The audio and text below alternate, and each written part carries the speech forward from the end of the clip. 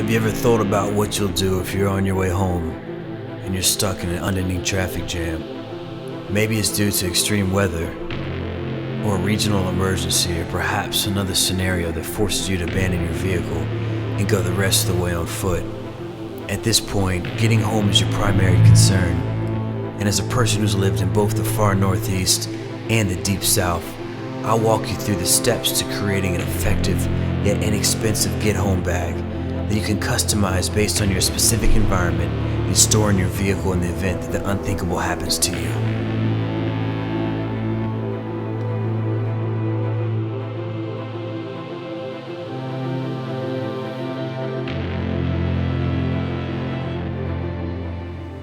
Alright guys, it's me Jamar again. I'm back at the apartment. I'm going to go ahead and show you guys my get-home bag. We're going to go through the different components that I believe are essential for anybody's get-home bag to make it a successful one. You don't have to have the exact same one that I have, but you have to have something similar depending on your environment, whether you scale up or scale down. Let's go ahead and dig in. What you'll notice right away is that my get-home bag is not a tactical style pack. I really advise against that. And the reason for that is I don't want to stick out like a sore thumb. And so I want to adopt the community calls the gray man concept by appearing similar to everybody else making their way home. If you look like a tactical mall ninja or something crazy, people are going to feel like you have something that they need and may panic or conspire against you for that reason. Another reason why I chose this style pack really is simply because the size and the weight really fits what I want. I'll be able to move quickly with the exact materials that I need. Now, as I said before, there's 4 major components to a get-home bag. That's food and water, medical, light, and protection. Let's go over the basics, and at the end I'll throw in a few extras. Right off the bat, you can see that I'm compartmentalized with my pack. I highly recommend you divide things up so that you can quickly identify what's what in an emergency. Ziploc bags are great due to them being semi-waterproof, transparent, and really inexpensive. So number 1, in my pack, I'm stocking about 16 milliliters of water and 500 calories worth of food bars. I have about 4.5 miles of walking distance back to my home from my job, so I estimate my travel time to be about an hour and a half to 2 hours. As a rule of thumb, every additional hour beyond this that you estimate, I recommend adding another 500 calories. Cliff bars are a great option due to their size, weight, and high calorie content per food bar for a food choice. Food and water are important, however, keep in mind that weight of these items are really something that can be over encumbering if you're not careful, so pace yourself with them. Let's move on to medical. For starters, I have some Band-Aids in a separate Ziploc bag. Band-Aid boxes always get crushed inside of my bag, so I just toss the carton and put them in some Ziploc bags or something. It also reduces the overall volume. Additionally, I have some hand sanitizer, which is great not just for keeping your hands sterilized, but also for cleaning wounds. Toothbrush and toothpaste. I don't really anticipate using the dental items, but if I do get bogged down for a while somewhere, I'll have them if I really need them. Additionally, I like to keep an empty water bottle filled with stored medical items. Since I have light asthma, I like to keep an inhaler with me at all times. If you have a similar ailment, as I call it, I highly recommend packing your respective device in your pack. Also, I have some sterile gloves here in case I need to help somebody who has a cut and certainly don't want to touch any blood. Lastly, I have some pain medication stored in the bottle. As you can see, the medical component doesn't have to be overly complicated as many people believe it should be.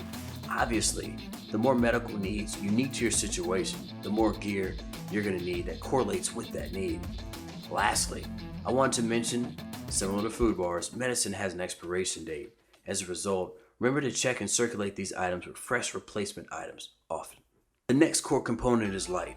My primary light source is my Coleman CT50 500 lumen flashlight. Regardless of the primary flashlight that you choose, you need to be able to ensure that your device has a high lumen count that penetrates the darkness, lasts for at least 12 hours, and uses a common battery size. I recommend something that uses either AA or AAA batteries, for example. I briefly also want to touch on the concept of 2 is 1 and 1 is none. What I'm talking about here is redundancy. The last thing you want in an emergency is for your gear to fail. To combat this, I have an inexpensive backup flashlight that I got from Walmart for about $2.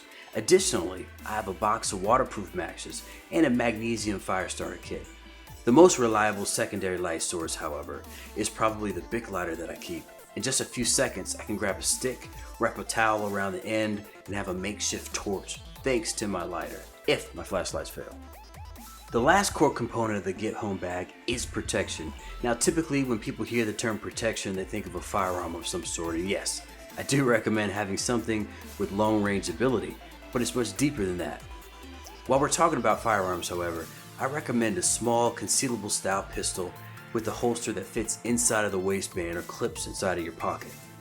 Displaying a gun may not be the best idea because, like I said before, it's better not to draw unnecessary attention to yourself. Having a gun on you though, still concealed, gives you the ability to be ready very quickly in the event of a confrontation. Next up in this category is a good foldable or fixed blade knife. A knife can be used for cutting, separating, and a number of other redundant things, but its primary role here is a backup weapon. This can be had for just a few dollars, but please don't get something that's so cheap that the first time you use it, the blade is going to break. Okay, a good pair of shades is also a vital addition to the pack because it shields your eyes from the dust, debris, and UV rays from the sun. I also keep a bandana for a similar reason, in addition to storage, filtering, etc. There's over 50 uses for a bandana, and I recommend Googling these when you have the opportunity. Mosquito repellent is also a very important protection item, especially with the Zika virus creeping into the United States. For cheap redundancy, I carry an insect repellent wristband. The next few items are season reliant, especially for our friends up north. I recommend a small fleece blanket that could be purchased for just a few dollars at any type of convenience store, Walmart, etc., etc. Remember, staying warm can be the difference between health and catching a cold, so I highly recommend this addition to your pack. Next, I have a hooded poncho that really has come in handy on so many occasions outside of emergency situations. These can be had for $1 or $2, and once again can be the difference between sickness and health. Back to the temperature dependent items though. In a Ziploc bag, I have a couple of packs of hot hand warmers in addition to some underwear and socks. Not to beat a dead horse, but even if it's not raining during your return trip, you'll be sweaty after the journey, so having something dry could be a lifesaver, literally. Let's talk about a few miscellaneous or bonus items for a minute. Since I have a few items that take batteries, I carry this old camera case with a couple of backup batteries inside. Keep in mind, batteries will expire just like food and medicine does, so rotate accordingly. Additionally, I have this Creative Edge solar charger that I bought from Amazon for about $20. This or a battery bank is essential if you have a cell phone that you plan on keeping charged. Next, I have some writing utensils in the event that I need to mark or write on something. Another item I have in here is a combination whistle, compass, and thermometer. A whistle isn't recommended for primary defense, like some of our politicians suggest these days, but it's a great tool in the event that you're trapped and need a signal for help or something like that. Another miscellaneous item is a multi-tool. Though the tools on the multi-tool aren't considered primary items, they do fill the gap as far as backup tools go in a pinch. I actually put together the majority of my furniture in my apartment with a multi-tool. Anyway, another great item here is super glue. This can actually double as a medical item if you really think about it. If you get a gash or laceration, super glue could be used to seal the wound area very quickly. A good set of paracord 550 is also helpful. There's countless uses for paracord, similar to the bandana, so I suggest educating yourself on those things in your spare time. But don't get any of that fake wannabe poser stuff. Get 550 legit paracord. Another item that has thousands of uses is duct tape. You don't really need a whole roll of tape, as a few folds should be sufficient enough. Lastly, I have a first aid quick guide by the National Safety Council. Since I'm a bit rusty on my first aid knowledge, I just keep this in my pack just in case. Well, that wraps up what I believe is the 4 major components for a get home bag. This is a good starting point that you could build and customize for your specific situation. Well guys, I hope you enjoyed the video. Please leave a comment in the comment section.